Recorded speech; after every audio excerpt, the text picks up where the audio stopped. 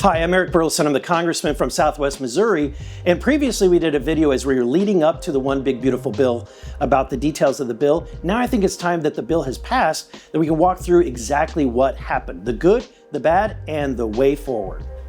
So first, this is a historic win when it comes to our nation's security on the border. Finally, we will have the money to complete the border wall. Finally, we have the resources to deport all of these people that have come here illegally. This is a huge win, and we did it without having to pass amnesty, which is remarkable in this town. In addition, we were able to get significant fiscal wins. Originally, the Speaker and leadership proposed a measly $30 billion in spending reductions. The Senate proposed a fraction of that, $6 billion in spending reductions.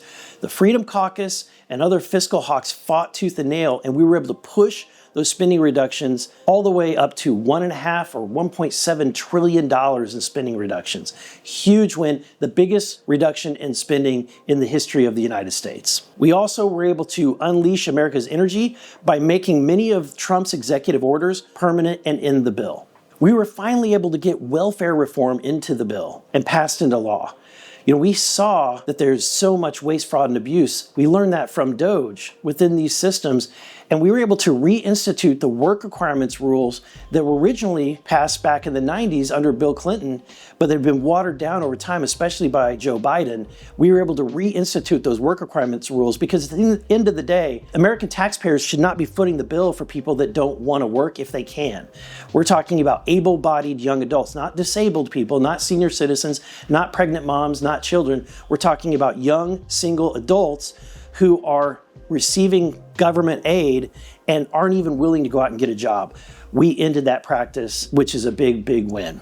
But the biggest win of the bill is really extending the Trump tax cuts. If we had not done that, the American people would have received sometimes as much as a 20% increase in their taxes come April. That would have been unacceptable, and that's why making Trump's tax cuts permanent was a huge part of the bill and the number one priority of the bill. In addition, we were able to cut taxes on tips, cut taxes on overtime, and provide relief to seniors as well. The bottom line, all of these big wins wouldn't have happened had it not been for the Freedom Caucus and fiscal hawks that were adjacent to the Freedom Caucus fighting to make sure that we passed a really good bill. Now I'm going to tell you the bad, the things I did not like. I did not like the fact that we raised the deduction on salt. This really only benefits people from high tax districts. In fact, it really encourages states like California and New York to continue to have high taxes on their property taxes and their income taxes. Unfortunately, you can't have a perfect bill.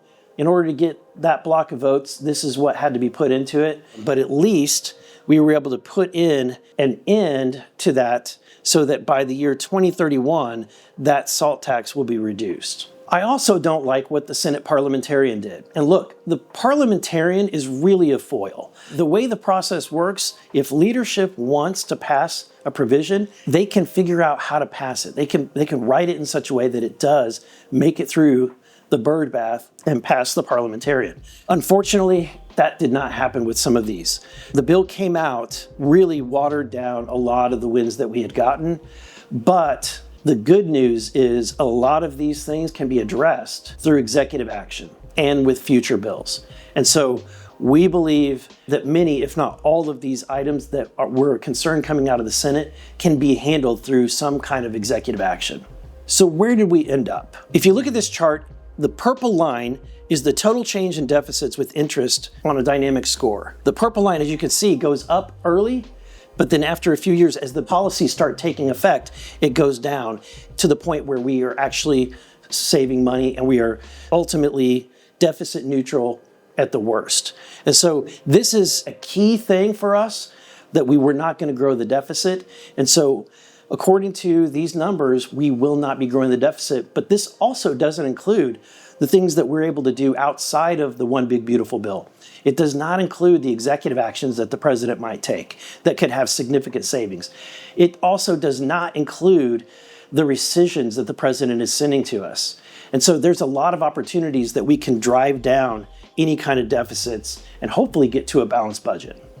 So where do we go from here? We know that there's much more work to be done. And this bill while it had so many big wins in it, it didn't ultimately just radically save the country. There's still things that have got to be done. We're $37 trillion in debt. Each year, we add on to that debt another $2 trillion. We have got to cut spending.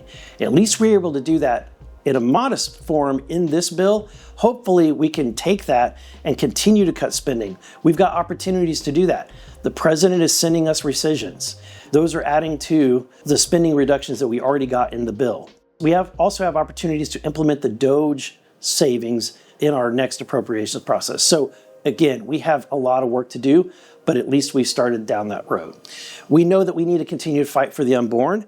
We know that we need to make America first, make sure that our borders are secure and that we're a sovereign nation.